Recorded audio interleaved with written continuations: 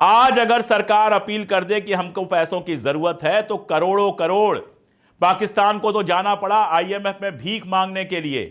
हिंदुस्तान में तो आज अगर सरकार अपील कर दे तो करोड़ों करोड़ सरकार के अकाउंट में पहुंच जाएंगे। मैं एक पेंशनर हूं और मैं यहां अपने चैनल पर कहता हूं कि सरकार अगर अपील करे तो जब तक युद्ध चलेगा अपनी पेंशन पूरी की पूरी मैं सरकार के खाते में भेजने को तैयार बैठा हूं। सारी जनता इसी भाव में है। और पाकिस्तान का क्या हाल है? पख्तून नाराज हैं। सुबह मैंने एक वीडियो दिखाया था, पश्तून नाराज बैठे हैं, कह रहे हैं जंग हो जाए, पाकिस्तान खत्म हो जाए, हम तो तुम्हारे साथ नहीं आए, हम लड़ने नहीं आएंगे। कल अफगानिस्तान के ऊपर बम फेंक दिया है पाकिस्तान ने, अफगान जो है वहां से नाराज बैठे हुए हैं। वहां हिंदुस्तान जिंदाबाद का नारा लग रहा है, वहां लड़के कह रहे हैं कि खत्म हो जाए पाकिस्तान, हिंदुस्तान और अफगानिस्तान की फिर से एक सीमा हो जाए। सब मुसलमान हैं, लेकिन देखो आप पाकिस्तान की आर्मी ने जो हरकत की है, पाकिस्तान की हुकूमत ने जो हरकत की है, उसका नतीजा यह हुआ है पश्तून उधर नाराज हैं, सिंध उधर नाराज हैं, बलोच उधर नाराज हैं। संसद के अंदर एक महिला सांसद खड़ा होकर कहती हैं कि इस विदेश मंत्री को बर्खास्त कर दो, ये जाके चैनलों पर हमारा मजाक उड़वा रहा है। एक साहब खड़े होकर कहते हैं कि यह सरकार इस लायक है नहीं भारत से लड़ सके। यह वहां की स्थिति है, आपस में एक नहीं है, हमसे क्या लड़ेंगे। और हमारे यहां देखिए, जिन मुसलमानों को कहा गया कि पंचर बनाते हैं, सारा अपमान सारा दर्द भूलकर सब देश के साथ खड़े हैं।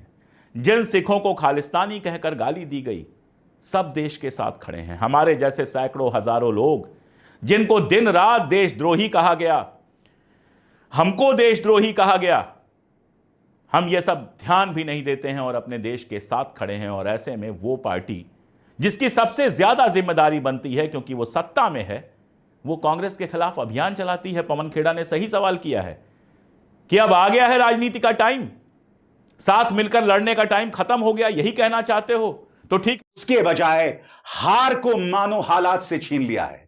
We have snatched defeat from the jaws of victory. 3 दिन बाद आखिर क्यों युद्ध विराम की घोषणा कर दी गई, ये सवाल कई जानकार उठा रहे हैं। मगर आज मैं आपके सामने कुछ तथ्य रखना चाहता हूं दोस्तों। सबसे बड़ी बात, मैंने प्रधानमंत्री नरेंद्र मोदी से इंदिरा गांधी जैसे शौर्य की उम्मीद नहीं की थी, क्योंकि इंदिरा वो थी जिन्होंने अमेरिका को कहा था कि हमें ज्ञान मत दो, और फिर इंदिरा ने पाकिस्तान को दो फाड़ कर दिया था।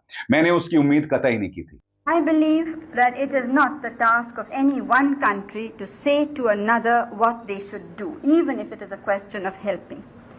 It is my duty to put the situation in my country and its neighborhood, to give my assessment of the situation to the leaders of the countries I visit.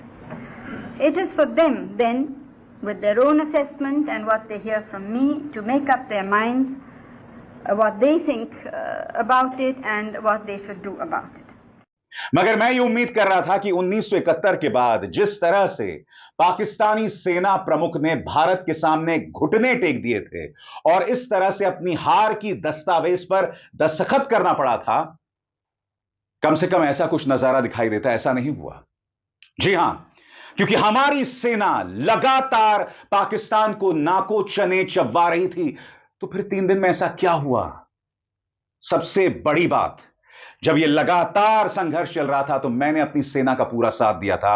देश देख रहा था कि क्या हो रहा था। नहीं, गोदी मीडिया जो आपको दिखा रहा था उस पर विश्वास मत कीजिए, मगर देश देख रहा था कि हमारी सेना अपने शौर्य के जरिए किस तरह से पाकिस्तान को नाको चने चबवा रहा था। मगर यह पूरा घटनाक्रम जिस तरह से हुआ, उसने कई सवाल खड़े किए हैं। सबसे पहले मैं आपका ध्यान खींचना चाहूंगा ट्रंप के ताजा बयान की तरफ, जो अपने आप में बहुत ही ज्यादा चिंताजनक है। ट्रंप कहते हैं, मुझे भारत और पाकिस्तान की मजबूत और अडिग नेतृत्व पे बहुत गर्व है कि उन्होंने समझदारी और हिम्मत दिखाते हुए इस बात को जाना कि अब वक्त आ गया है कि इस लड़ाई को रोकने का, जो बहुत ज्यादा तबाही और जानमाल के नुकसान का कारण बन सकती थी। लाखों मासूम लोग मारे जा सकते थे।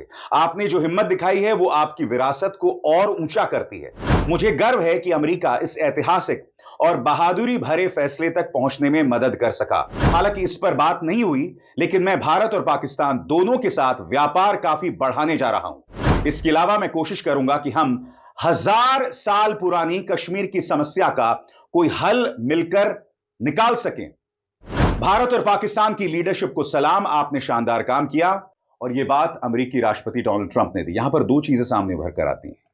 यहां पर अमेरिकी राष्ट्रपति डोनाल्ड ट्रंप ने पाकिस्तान, जो कि एक आतंकवादी राष्ट्र है, और भारत, उन दोनों को एक पैमाने पर तोल दिया। मैं फिर आपसे पूछना चाहता हूं, पहलगाम हमला पाकिस्तान ने करवाया, पाकिस्तान को उसकी क्या कीमत चुकानी पड़ी? अमेरिका ने क्या लताड़ लगाई? उल्टा अमेरिका ने पाकिस्तान के पक्ष में वोट किया जब अंतर्राष्ट्रीय मुद्रा कोष ने पाकिस्तान को 1.3 अरब डॉलर्स दिए।